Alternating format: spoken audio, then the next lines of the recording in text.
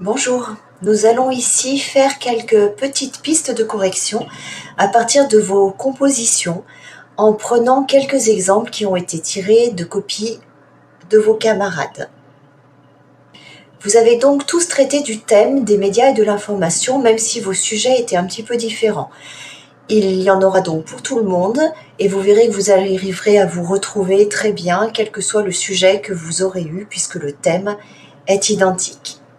Je vous demanderai de faire des pauses sur les vidéos pour réfléchir un petit peu avant de regarder la partie correction. Je vais tout d'abord vous demander de faire pause sur cette photo afin que vous essayiez de retrouver les éléments de l'introduction que vous reconnaissez. Faites pause et quand vous les avez retrouvés, vous réallumez la vidéo.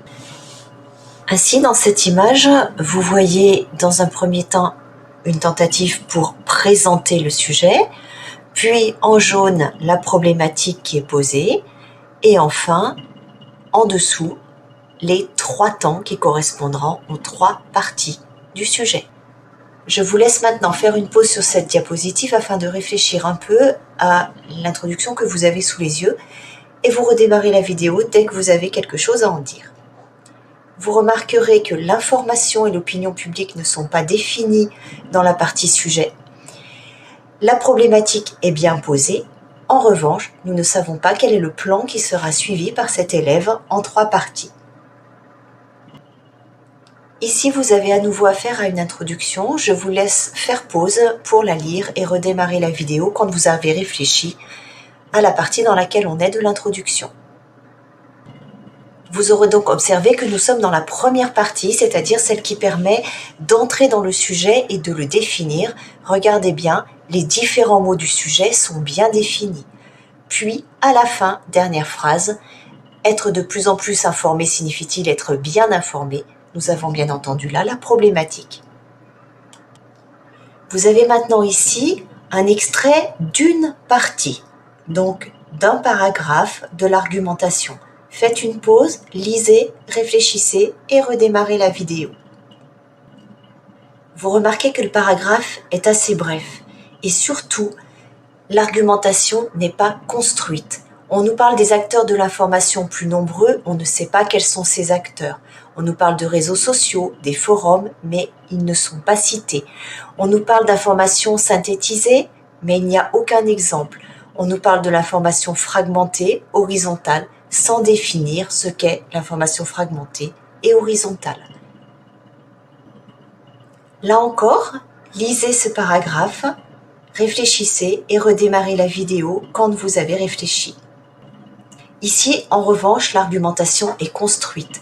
On a une première phrase générale qui nous parle de l'image erronée par la population, puis on a un exemple avec une citation et cette citation est bien expliquée, on sait d'où elle vient puisqu'il s'agit de l'intransigeant, et ensuite nous avons une phrase qui nous permet de compléter l'information. Dans ce deuxième paragraphe, on voit une première phrase qui précise l'idée générale du paragraphe, donc la crise de la Seconde Guerre mondiale, puis une deuxième idée qui la précise, on va parler de la censure des journaux, et enfin 2 phrases qui permettent d'expliquer quels sont les journaux censurés, quels sont les journaux qui ne le sont pas, donc on a bien affaire à une argumentation construite. Nous rentrons maintenant dans la fin du devoir, c'est-à-dire dans les conclusions. Je vous laisse faire pause sur cette diapositive pour réfléchir à cette conclusion. Si vous lisez bien la première phrase, il n'est pas évident de savoir avec cette phrase quelles ont été les parties traitées par l'élève.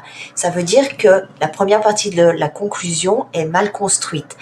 Regardez maintenant l'ouverture. En fait, il ne s'agit pas d'une ouverture, il n'y a pas de réelle question et surtout, c'est quelque chose qui aurait dû être traité dans le sujet et donc pas être mis en conclusion. Lisez bien cette conclusion. Est-ce que vous retrouvez les parties qui ont été traitées dans le résumé de la conclusion? Et est-ce que vous retrouvez une ouverture qui pose une vraie question à la fin? Faites une pause et réfléchissez. Les 2 premières phrases devraient résumer les 2 parties qui ont été traitées. Ici, on n'arrive pas vraiment à retrouver le titre de chacune des parties. Enfin, la conclusion finalement n'en est pas vraiment une dans l'ouverture, parce qu'on ne voit pas quelle est la question qu'on se pose et on ne voit pas quelle est la problématique que ça pourrait dégager. Essayez ici, dans le début de cette conclusion, de retrouver les 3 parties qui ont été traitées. Posez-vous la question de l'ouverture. Faites une pause.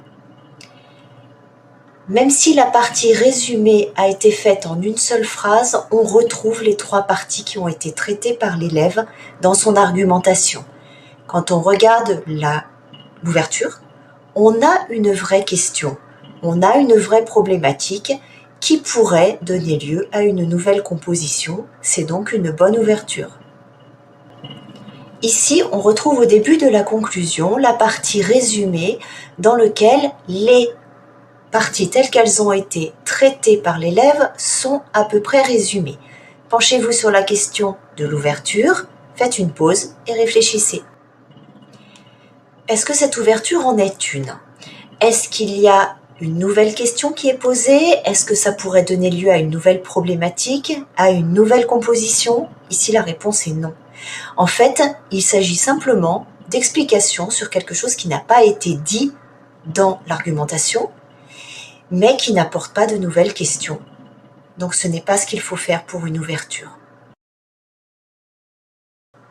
Votre conclusion doit donc s'organiser en 2 parties. Dans un premier temps, vous répondez à votre problématique. Faites simple, vous avez 3 parties, vous faites 3 phrases pour montrer comment chacune de vos parties a bien répondu à les problématiques. Puis vous faites l'ouverture qui doit être vraiment une nouvelle problématique que vous pourriez traiter dans une composition. Donc pas de questions sur le futur, pas de questions auxquelles vous n'avez pas de réponse. Voilà, vous avez ici quelques pistes de réflexion sur vos copies. Regardez bien les vôtres, posez-vous à nouveau des questions à partir de ces copies. L'exemple que je viens de faire ici a été fait à partir de sparkadobe.com que je vous avais conseillé. Vous voyez que ça peut être assez simple d'utilisation. Et quand vous voulez faire une vidéo simple, ça suffit très largement. Au revoir, bon travail à tous.